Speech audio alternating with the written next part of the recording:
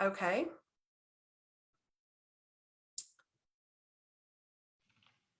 Just waiting for the, it's redirecting. Okay, I think we might be good. Okay, all right, welcome to Thursday Night Shift. Thanks for a couple of minutes late. So I am so thankful that everybody's here. We have everybody's lines muted this time. We're trying something new because we are going to have a lot of different guest speakers this year. We're super excited about it. So just, it'll help keep the background noise quiet. Utilize the chat if you have any questions. We will try to go through those towards the end to help hopefully get them all answered. If not, maybe we can submit some questions to Michelle later. But really quick, I'm going to just do a very fast plug because I got my things in this today, the collection, the All Is Well wax collection. If you have not purchased these, you guys, and you can, I mean, don't break the bank or not feed your children if you can't get them. But if you can get them, you guys, it's $25. Consultants can buy them early. I am obsessed with this collection. I love every single one of these, and they're going into my club. So really quick, I figured if you like Atlantic air, you're going to love the blue one. It's almost like you were at the beach, just that salty air mixed with Atlantic air. It's wonderful. This one reminds me of like orange dreamsicle mixed with some like hint of vanilla.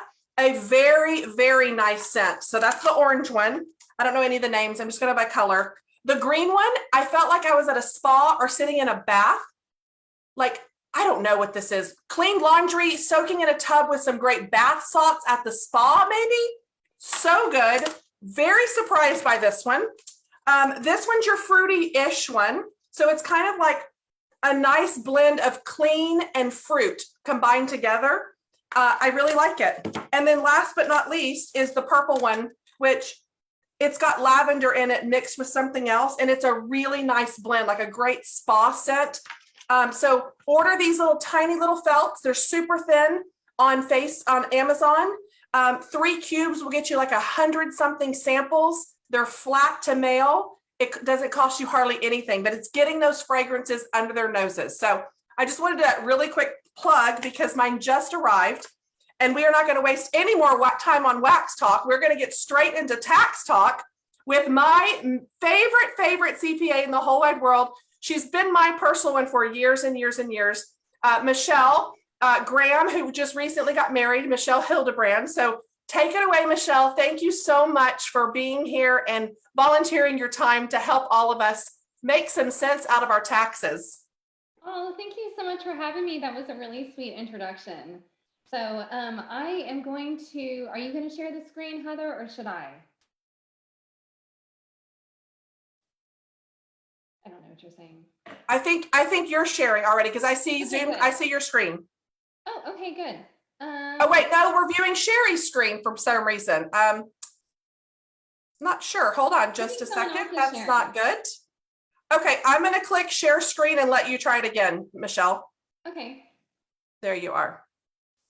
All right. All right. Can Here you you go. see Perfect. the PowerPoint? We're good. So I was here last year, and I am very grateful for Heather inviting me back. That means that I didn't completely confuse you guys. I'm a certified public accountant. I'm licensed in Texas, but I can file, and I do file tax returns all across the country. I'm not just like, a CPA. Everyone kind of thinks taxes, fixing messes from previous years. But what I'm really passionate about, because the place where I come from is small businesses, helping small businesses grow. And I think the most important part about that is you need to have an understanding of what's going on behind the scenes. You need to take ownership of your numbers. So I want to give you some like little tips and tricks to at least like trudge through this tax season and wrap up 2021 so that you can get a good idea of what to focus on for this coming year.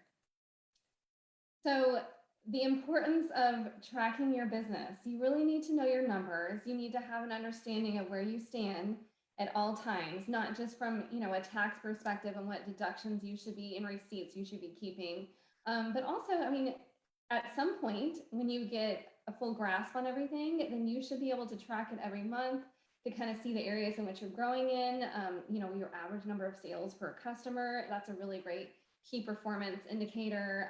The amount of revenue per event that you host, or the amount of money that you put into an event and like the return on it. So these are all things that we can track with good accounting practices. I want to just kind of jump into your tax return, because I know that that's probably what everyone has on their mind. The 1099 NECs, that is what you get if you make over $600 in commissions. So, and you probably have seen these forms before. It used to be 1099 miscellaneouses, but it changed last year. So what this is indicating is that's the amount of money that you have to put on your return for this business that you have, for this business activity. The problem with that is that if you were just to plunk this number on the Schedule C of your 1040 tax return, that if you don't have any expenses that are offsetting it, you're getting hit with self-employment tax at 15.3% for whatever you can't eliminate, in addition to federal income tax, which if you already have, if you have another W-2 salary, or if you have your husband or your wife in your household is still working, then that's bumping you up in your tax bracket. So I want to maybe outline, I guess, what you can look at, some deductions that you can take, and what you can expect to see. So a profit and loss statement is the same thing as an income statement. What it's going to start with, and this is the simple version. Last year, I think I immediately jumped into, the idea of the commission that you get, but then also if you were to be selling product on your own. I'm going to get to that in the next slide. But in this one, this is the simple look of it. And the formula is the total revenue that you earned, which is going to be the amount that's reported on the 1099 NEC, less just like general operating expenses that you have. And I've got a great list that we can refer to a couple slides down. It includes, home office stuff and mileage and supplies, postage, all those things. So that's going to come to your net income number, and the net income number is ultimately what Uncle Sam is going to say, that's your revenue from this, and we're going to apply some tax to it. So the next version that I'm going to show you is if you have kind of gotten to the point in which you're saying, all right, well, I'm selling through the website, I'm selling, through the catalog per se, but I'm also purchasing product myself. And, I've got a showroom, I've got people, I host my own events, or people come by and they place direct orders through me. So how that makes things more complicated for you is that, one, the IRS has started, if you have a business account that's getting, money through Zelle and Cash Apps, things like that, they're going to start sending out 1099-Ks. So if you're processing credit cards, if you're using Stripe, Square, you've already seen these. But that's basically showing any kind of any money that's coming in from outside places that you're accepting as a form of payment. So you have your 1099 NEC from Scentsy showing the commission that you earned.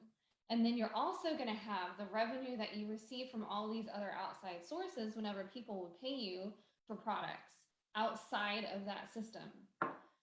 So we need to add in some additional expenses because you paid for that product that you had to give them.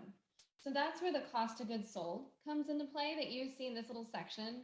So the way that you need to kind of set this up, that the problem with this is that you could say, hey, they're running a sweet deal, so I'm going to buy like $10,000 worth of merchandise.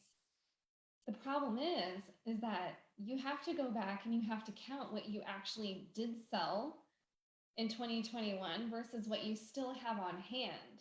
So the only way that you could write off the entire $10,000 for the product that you bought was that if you in fact sold all of it in that tax year.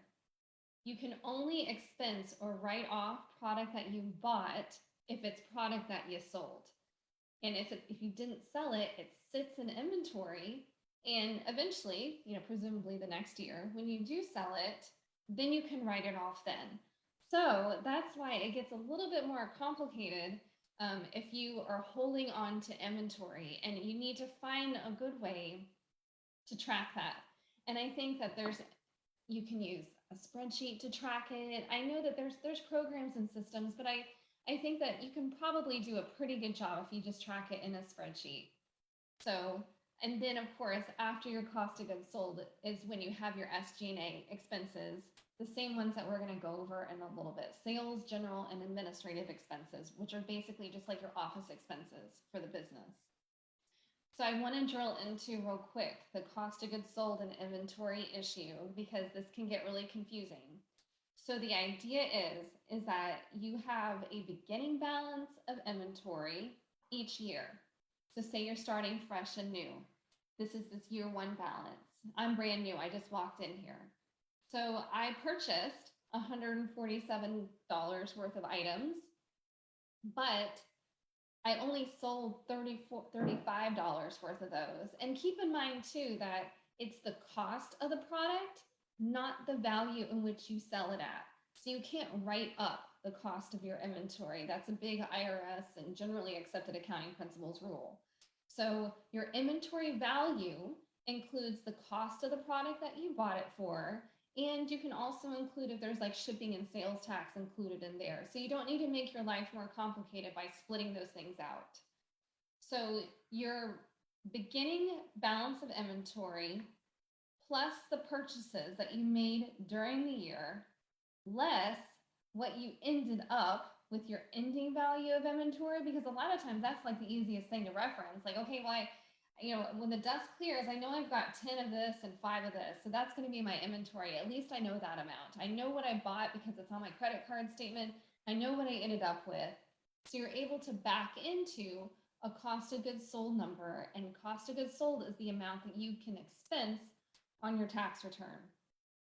This $112 that I'm left with at the end of the year, that just rolls into the next year, and then we add in the purchases, we subtract the sales, and we come up with our ending inventory for the next year.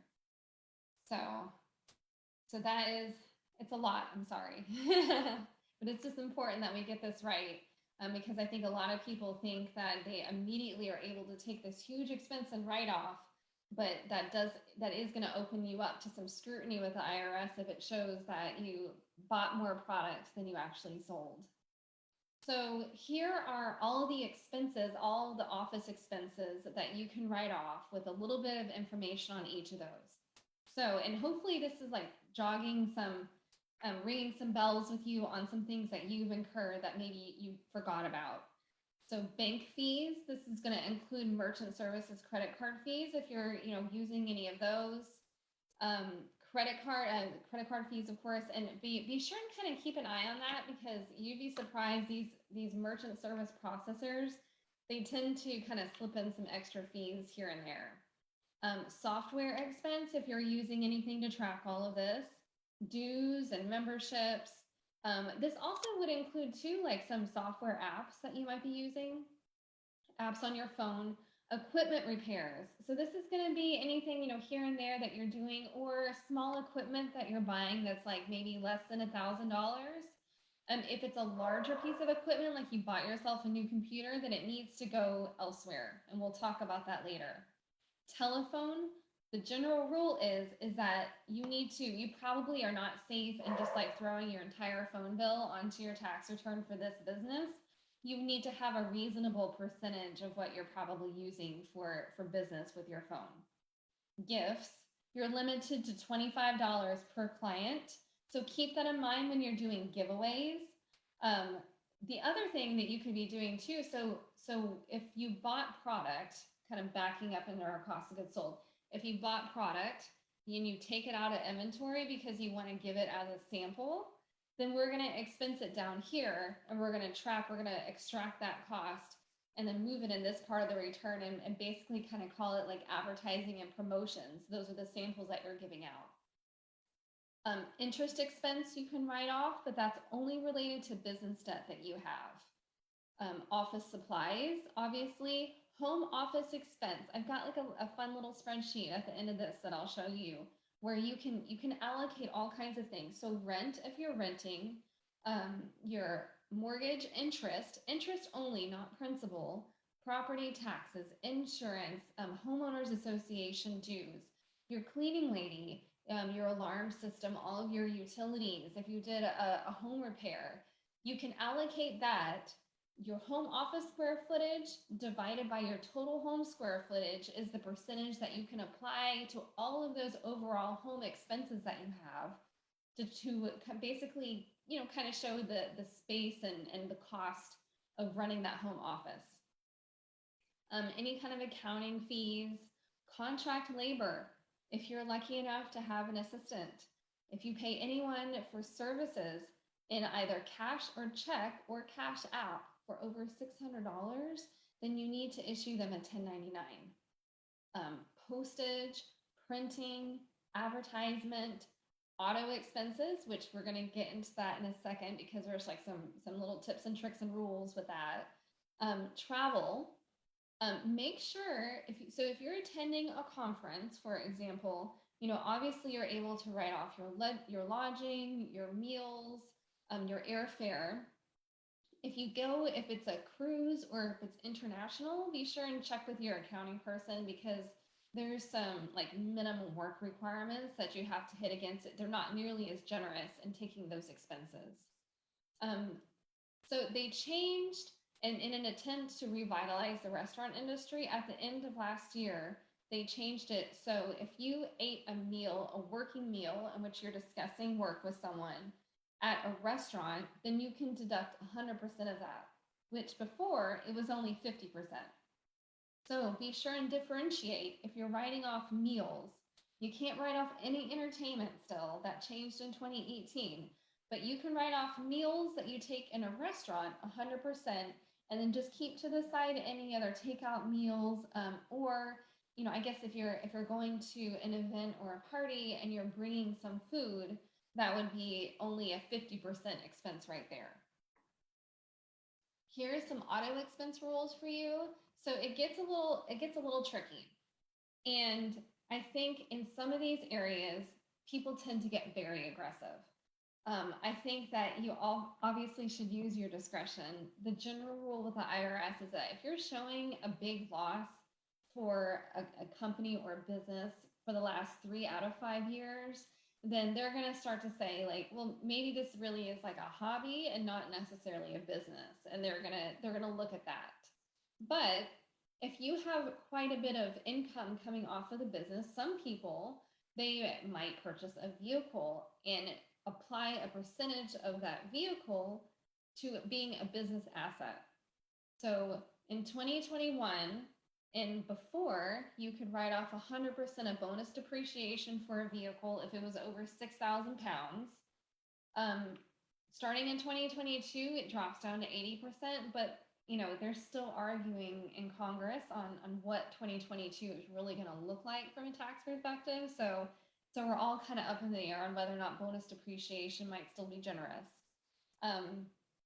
So you can physically put your vehicle on the company's books and take a big expense there if you can justify it. But if you can't really justify doing something like that, you can at least write off the mileage that you incurred. So for 2021, it was 56 cents a mile is the standard mileage rate. And you do have to have some documentation. They expect you to have a mileage log, and there's some apps out there like Mileage IQ. I think QuickBooks has a part of their app that tracks this as well. That's, you swipe one way every time you get in the car, it knows that you're driving somewhere. You say it's business or it's personal. So you do need to have documentation. If you don't have the best log out there, the IRS has, they'll look for a reasonableness test, obviously with the amount of business that you're doing. And if you have like maybe an oil mileage from an oil change reading at the beginning of the year and then one towards the end of the year, we can reasonably decide what that's going to be, but it's always best to have a log. And the rule is that you kind of throw the mileage in one bucket, and then in another bucket, you put like repairs and maintenance, new tires, oil changes, insurance, fuel. That goes in another bucket. Whichever is greater is the one that you use. So just kind of have, I would say like 80% of the time, I always see mileage winning. For leased vehicles, the general rule is that it's like either or. You can either take the cost of the lease or the mileage, but there's also some exceptions to that. So just kind of keep all those things in mind. And, you know, if the more complicated you get, that's when it always ends up being better to try to consult with a professional to help them, you know, with the judgment on which of these you should take. And all of these are going to be applied to the percentage that you're using your vehicle for business. Home office expense. This is the little template that I like to use. This shows all these different, you know, components of your house that are allocated to the home office area right here. I know that some of you might even have dedicated display or storage space. So you can add that square footage in there as well. If there's any direct expenses that you made to that space, like, you know, say you got some furniture or, you know, you painted the office, you put new floors in the office, then those are considered to be direct expenses that you can take 100% on your home office expense. All of these are indirect expenses, like just things going on in your general household that you can apply to the home office space. So some things that you can't write off, just for you know, some people get very excited and very aggressive. I saw someone today trying to write off like all kinds of like political campaign donations. You can't do that. Don't do that. But also entertainment. You know, before 2018, everyone, you know, thought that they at least could get 50% credit for, you know, sporting tickets and all kinds of things. And they did away with that. So, you know, weigh that when it comes to the cost benefit of whether or not you're going to provide that to your customers.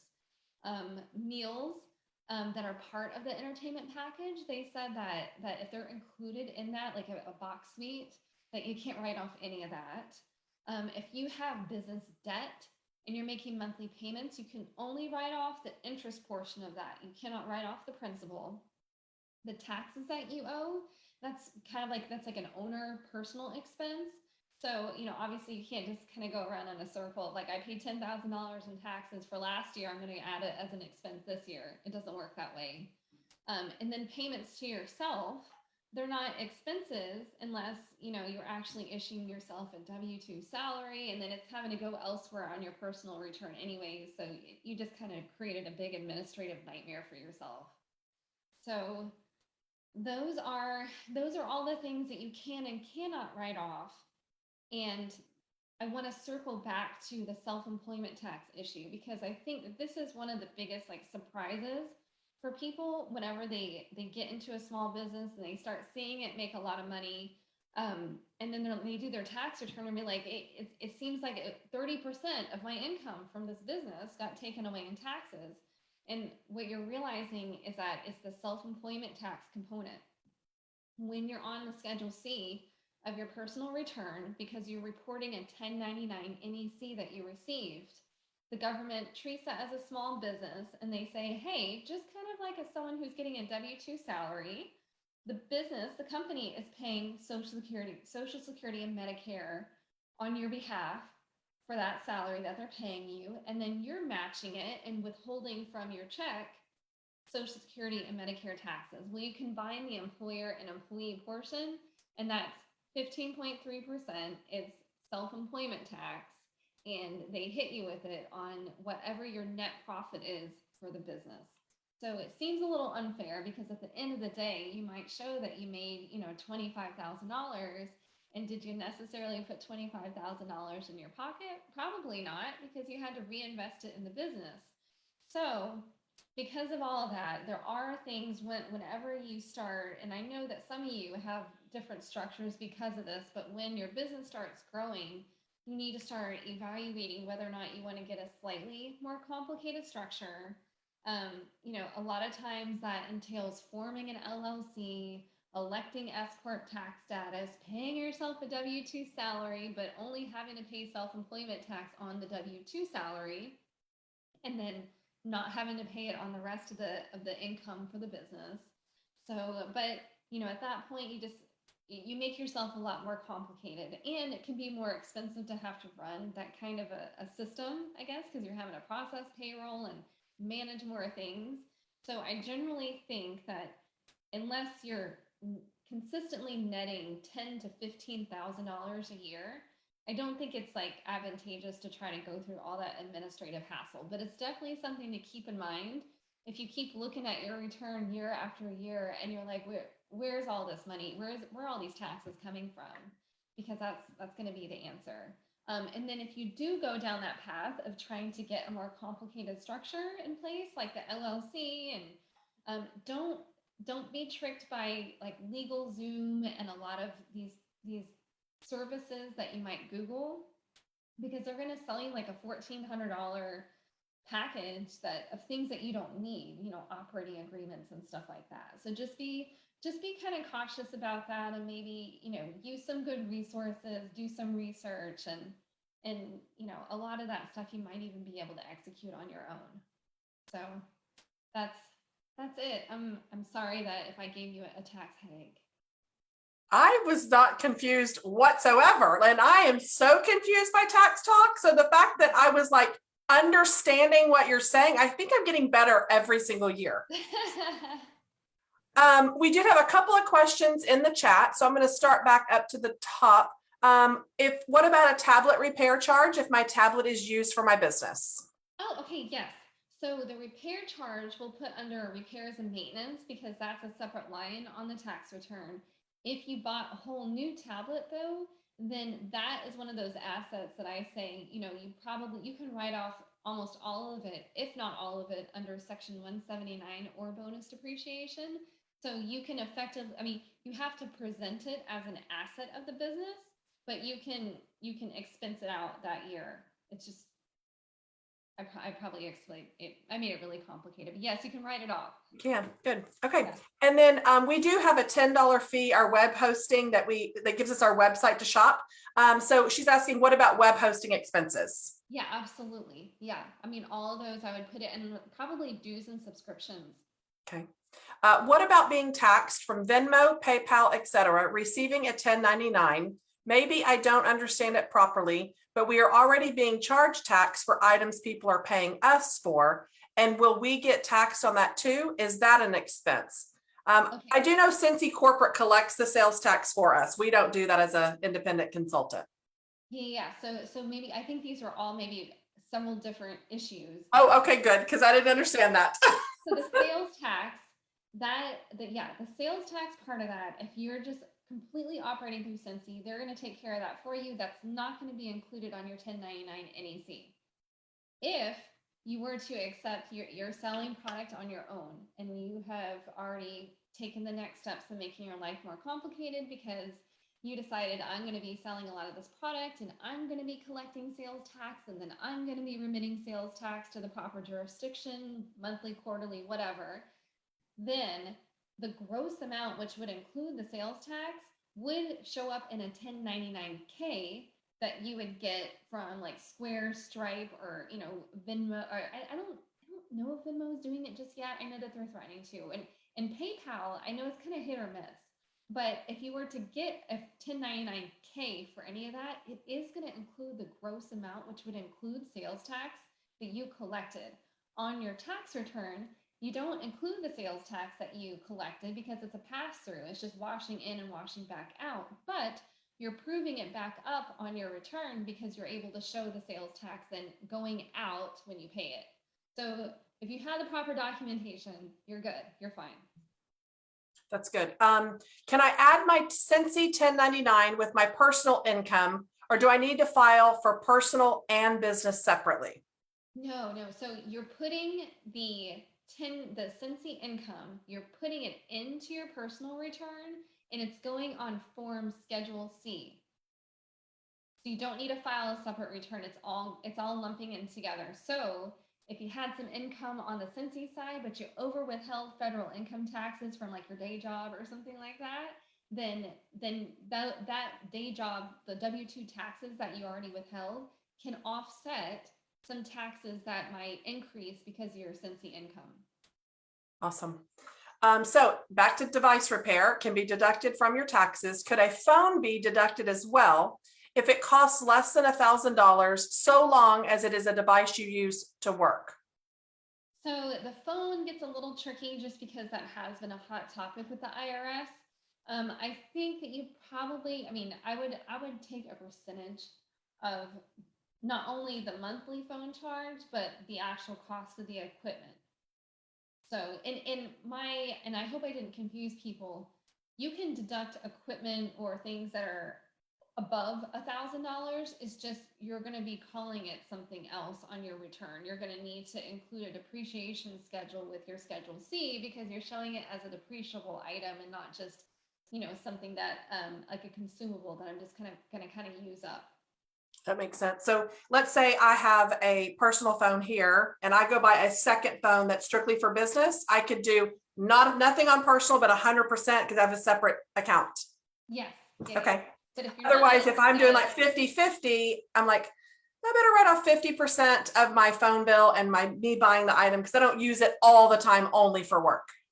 Yeah, so in a court case several years ago, the IRS said that their expectation is that a taxpayer would go through and itemize every single one of their bills to break out business and personal, which, I mean, that just sounds very unrealistic. 100%. That's why I'm just saying, just like come up with a reasonable percentage. Yeah. The whole gas thing is a little confusing. Terry's asking, I keep track of my miles when I am delivering an order or meeting with the team member, but I was told that was not a valid way to track your mileage. I think that is, I mean, that should be the only, it gets more complicated and so if you had like a normal commute during the day, and I think that this would probably more so apply to someone who is like I remember, for example, that I had like a home office when I was an auditor. And so I had like my normal daily commute from my house to my home office. But if I drove to a client site that was further away, I couldn't deduct all the miles from my home to the client. I had to back out my normal commute miles. So that could be where that confusion came from. But definitely if it's for deliveries, then I would think that you should be able to do 100% of those miles. How do you account for product that they have purchased and it's discontinued in your inventory? Is it still considered the same? Yeah, so okay, two ways. If it's discontinued and you're like, well, this is obsolete, or if you have like damaged items, right? Then in the year in which you determine that like, hey, I can't sell this is worth nothing, then you can write off your cost, and that's going to be, like obsolete inventory adjustment that you're doing. That's going to be expense. Let's write it off. Let's get it out of there, right? If it's something that's discontinued, I mean, assuming that you're still, the cost isn't going to say that the value to you, what you paid for it, isn't going to change. So you don't need to write it down that way. If you're still able to sell it now, perhaps you might sell it for less than what you paid for it. That stinks, but you can still write off your cost. So there, at least you're getting credit for it. Awesome. How do we pay towards our taxes? She's a little confused about that. Yes. Okay. So that's a really good question. If you do find when you're doing your business return that you owe taxes because of your Scentsy production, then the IRS is going to want you to start making quarterly estimated tax payments. And it's as simple as you can go on the IRS website. It's irs.gov/directpay or payments is the website. They actually have a really good, they revamped their individual like accounts. So they have an ID me biometric screening and all kinds. If you go through the process, and it's going to have a lot of tax forms on there that you're going to need access to, like advanced child tax credits and the third economic recovery stimulus. So all those are on that portal. But anyway, so you can use that portal, and what you're going to want to do is if you're on an estimated tax, a quarterly estimated tax payment schedule, you're going to need to go log in and make those payments. In general, the IRS just expects you to pay into the system at least 90% of what you're going to owe when you do your tax return.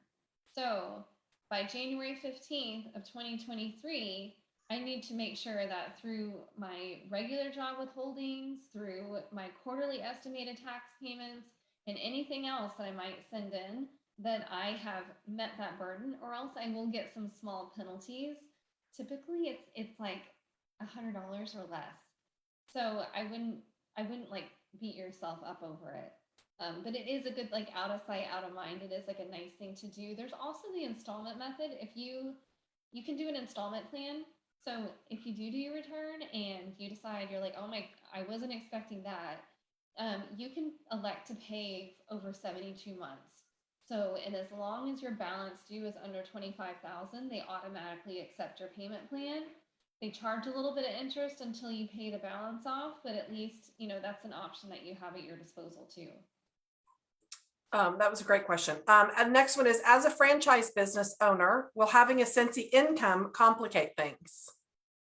I mean, it's going to be, and I don't know how the franchise is reported. If it's on, I've got like a guest here. Oh, that's all right. We'll ask Dad about these things. So, We all have that happening in our house one way or the other. It's totally fine. you can't write off your toddler. So yeah, it's just going to be one extra form on your personal return that you're going to have to do. I mean, the only part that it's going to make potentially more complicated is it could just add more tax that you're having to pay. Okay. One question here is, can you clarify sales tax? If we pay Scentsy sales tax when we purchase a product and then sell that product to a customer, would the sales tax they pay us just be reimbursing us? Scentsy has already collected it and sent it to the state. Yeah, so that's where it does get pretty complicated. So the rule is that whoever the end user is paying sales tax. Now, at the point in which you purchase it from Scentsy to go resell it to someone else, in theory, you should be able to provide Scentsy with a resale certificate saying, hey, I'm not really the end user. I'm going to charge this person tax. I'm going to collect it, and I'm going to remit the tax myself. So but I doubt that that's what they're allowing you to do, and that seems like that would be really hard on their business model. So if sales and you can't have double taxation. So I mean, I think that you're probably safe. I don't know what the corporate policy is, honestly. I think you're probably safe if you're paying the sales tax and then you're not charging your customer sales tax. I don't know. You might want to look at your own state law. And I think that was from Lynn Lowe. I think you're her girl anyway. It yeah. says Lynn, so I'm like, I think it's Lynn Lowe, which you're her tax lady. So yeah, okay. So we'll have to dig into what that means for you and your state and like see the exposure there too. So because it could be, each state is a little different in the way that you report it. So it could be that you're basically recouping the tax then that you had to pay through your monthly or quarterly reporting on their website. We'll look into it. Awesome. The next one. So she's saying if you use your phone 100% of your business and your bills are around 200, how much that be included when doing taxes? But you can't are people getting it confused? Like if you're calling your mother, not Scentsy related, it's not being used 100% of your business then, right? Yeah. I mean, I think just make sure, I mean, at the end of the day, here's the rule with all of this, right? The pig came out. That's so great. Oh my goodness. Yay. At the end of the day, you're the one that's going to have the documentation to support all of that. So, I mean, like you use it personal, you use it business, you decide 100% how much you're using for personal, how much you're using for business. Yeah. Okay. Yeah. And then the 1099 form, again, is something that Scentsy gives us if we make $600 or more in commissions. Is that correct? Yeah. Okay, which you can find on your account tab when they upload it by the deadline. I have business internet. Is any of that deductible? So in general, I put, and this is the way that I do it for myself too, because I work from home, is I use the home office allocation and I just take a percentage of the internet that I use, because I know that that's something that the IRS is kind of like, they're cracking down on, and people have high speed internet because they've got 5 kids sitting around on devices. So I wouldn't be so bold as to take 100% of that unless you're actually like renting out office space and have like dedicated space with its own utilities. Right. Another one about the PayPal. When people PayPal her money for orders, I have to order for inventory I don't have. How can they tax us for money that's not mine? Okay, so they're sending you payment and then you're turning around and ordering it. Yes, immediately. So like I need to order you a warmer and laundry stuff. And so you PayPal me the money and I go to Scentsy and order it immediately. Okay, then you should be capturing your order when you ordered it through Scentsy, you should capture that cost, and that's going to be your cost of goods sold. So it basically crosses each other out, like it's Xing each other out. It doesn't really sit in inventory, especially, and that's going to be an important part too, right? So if this is like a drop ship kind of scenario, so it's like it never really touches down at your house, it just immediately goes to my house. It never would hit inventory. It's just going to go straight, you know, it's immediately going to be an expense. Okay. Is there a loophole? I know a lot of people are saying, can we send as a birthday gift or whatever to avoid the tax issue? Like, is there a way to put code words to change that up or they don't catch it? You know, that's kind of yet to be seen. I had seen it was everyone was losing it on this accounting forum that I'm in, and then they realized that they were only doing that for like business accounts right now. They were trying to figure out a way, you know, because they were like, oh my gosh, you know, I sent my mother $1,000. They're going to track that and 1099 it, and I think that was kind of blown out of proportion. I think okay, for like business accounts right now. Okay. So but it's good to keep good records of it anyway, of money coming in, coming out, whether no matter how you're accepting payment, just keep track of it because it's still income. But if you're buying the product, it's an expense. Like it's okay. It's not scary. And I think that I mean they're slow to catch on, but they're catching on to the fact that everyone's just Zelling and Venmoing people nowadays. You know, that's I mean, convenient. They're going to find a way to rein that in. Yeah. I have a question in regards to donations. I donated my commission from one party to a friend's husband's medical expenses. How would I incorporate that into my taxes if she gave her commission? Yeah, so actually, so you're gonna, if you gave the commission, I mean, that's pretty easy because you have like the actual dollar amount that you gave. If you were to be like donating product, I guess, for example, then you can take the cost of the product, not the sales price, like what you could have sold the product for, right? So that's important.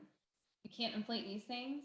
But that's actually it's gonna stay on the non-business side of your personal return. It's gonna go into your itemized deductions. So that gets kind of tricky because you ran that through your business, but it's not, you might not get credit for that expense because the standard deduction is so high. So if you were still taking the standard deduction, then you might not be itemizing at all in that extra donation, and then the work to track the donation is all for nothing. That makes sense. Is there a percentage of a monthly income that you recommend us to put into a tax account that we set up?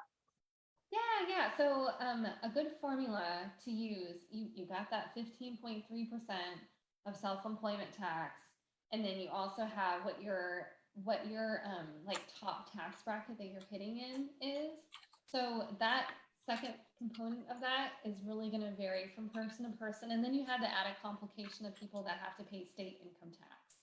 So I would say, you know, probably starting off just until you can really figure out what your expenses are in your tax bracket, at least 25%, maybe put that into a savings account just so you're not completely broadsided at the end of the year. Okay. And yes, we can file quarterly. Yes. We can buy IRS website. irs.gov/ there's a direct pay and then there's payments. Okay. / direct pay or / payments. We buy new bundles for samples. We can write that off. Is there a dollar amount of annual income that a consultant receives that they should consider becoming to an LLC? I know you said what, $15,000 a year. Yes. Is that like home income or the amount after write-offs? What do you think? So I would say the amount after write-offs. Okay. Because, and here's why, right? It's going to cost probably, you know, it varies between state, what the state charges you, but like Texas charges us $300. And then if I was filing for someone, I charge another $300 on top of that, right? So you got like $600 to form the business. You're going to have an extra, like, you know, probably incrementally $200 or $300 more to do the annual, you know, that tax return because it's a separate tax return. You're going to have to run payroll for yourself. And, you know, some of these things you can do yourself, but I mean, that's going to run you probably at least $50 a month. So it's like you have some extra costs associated with it. You just have to make sure that you're going to get that savings. Okay. I also have a full-time job. Can I fill my Scentsy on that tax form as well? Yes. Yeah. Okay. Yeah. If you put your W-2 on the top of your tax return, and then you just complete the Schedule C for your Scentsy business. Okay. Someone did a fundraiser, gave 100% of her commission to Relay for Life. So it's whatever she paid the organization. Just keep track of that amount that you donated, and it goes in donations. Is that correct? Yes, that's going to go on itemized deductions. Special for 2021 is you can add up to, if you're married filing jointly, you can add up to $600 of cash donations, not items, not like Goodwill donations, but cash donations you can put in addition to the standard deduction as an adjustment to income on your return. Okay. The next question is, if you ordered from Scentsy for a customer and the customer paid you back the total, including tax and shipping, how do you log this? So you ordered, okay. So my concern, we're going to assume that we run the risk of, that the income that you received from that person is being reported, right? Mm-hmm. So I guess in this scenario, it's like, they gave you $10 and then they gave you $10, you placed the order, and the $10 covered $10 worth of expenses that you incurred for getting the product. Right. Yeah. So it would be income $10 and then cost of goods sold, which would include like shipping and freight for $10. So it would ultimately be a wash. You're just. And I think it's depending on how they're paying you back, right? So if they're paying by credit card, Scentsy accepts all of our credit card payments. We don't have to do anything. It's if they're giving you cash, check, or paying Venmo, or you need to keep check of that. Maybe if you want to keep a log, create an Excel spreadsheet maybe and keep track of how the payment's coming in if you're worried about it. Yeah.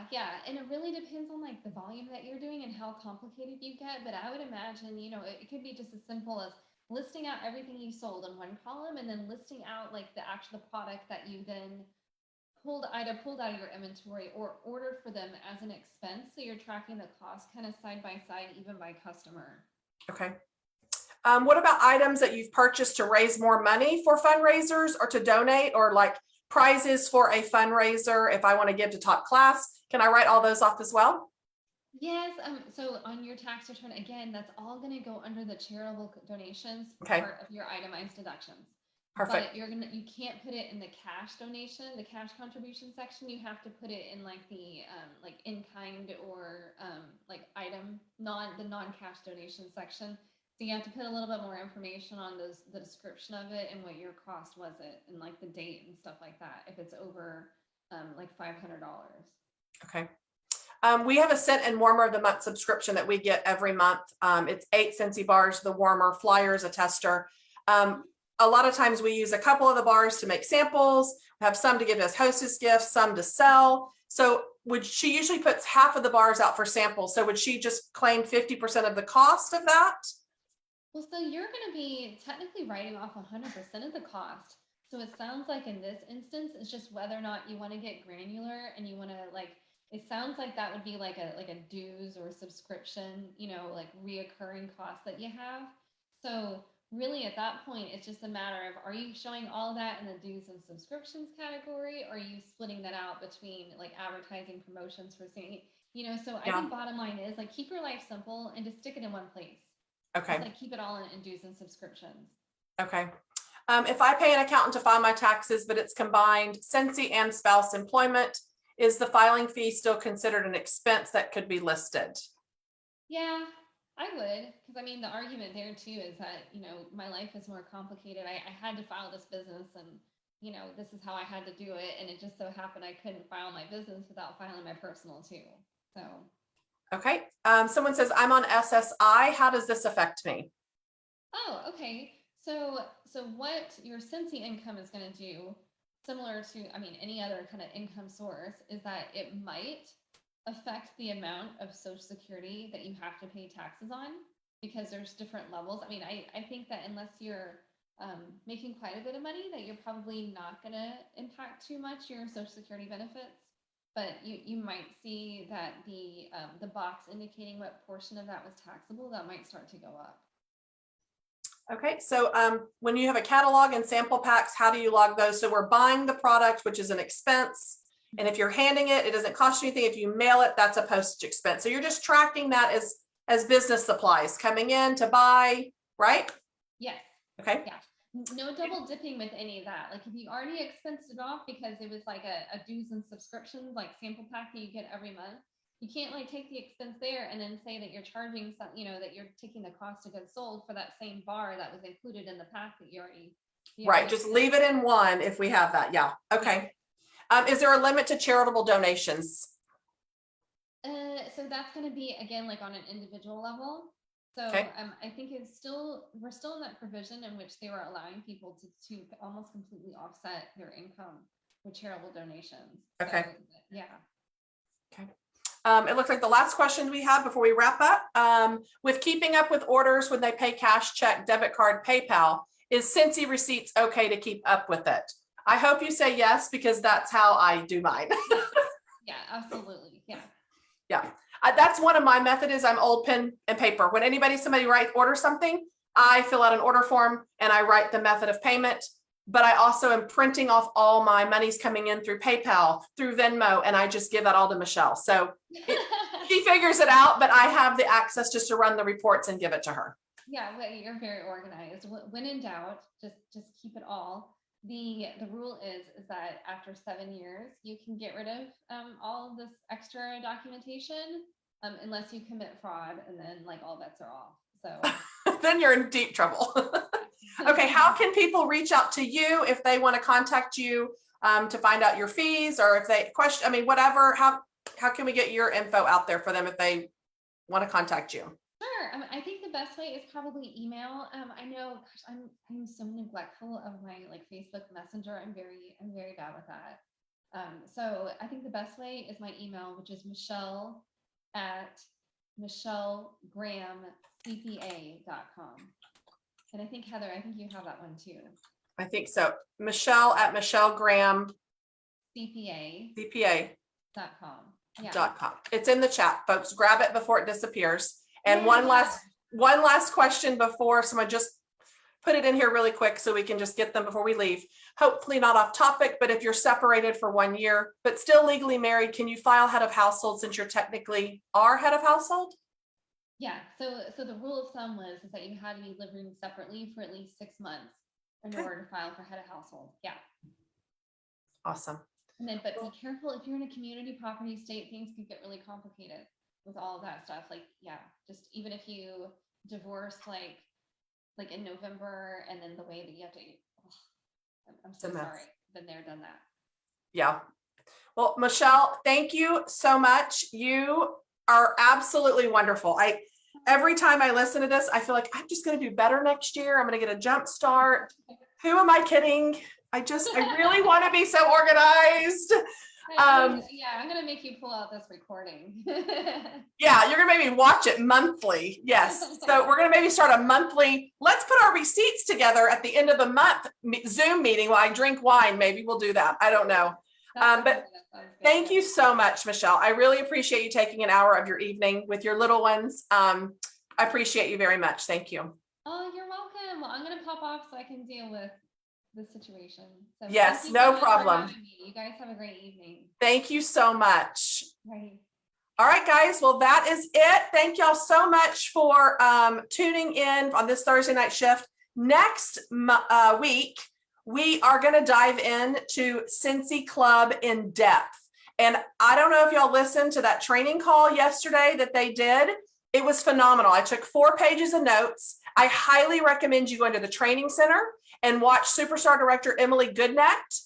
Listen to what she says. Listen to the keywords. We're going to go over them again next week, but it is so powerful that in 24 hours of listening to her video and training, I already have 2 more people signed up with Club because of listening to her training. So listen to the training on the workstation, grab this collection and get those samples made before it releases to our customers February 14th, because it's going to be a really big seller. I can feel it. All right, guys, y'all have a great night. Thanks for tuning in. Uh-oh, I forgot to record this. Oops. There's not going to be a playback, except only in the monthly movement. I told you I should not be in charge of this. Oh, crap. Okay, well, thanks for joining us. Sorry, Kelly. Bye.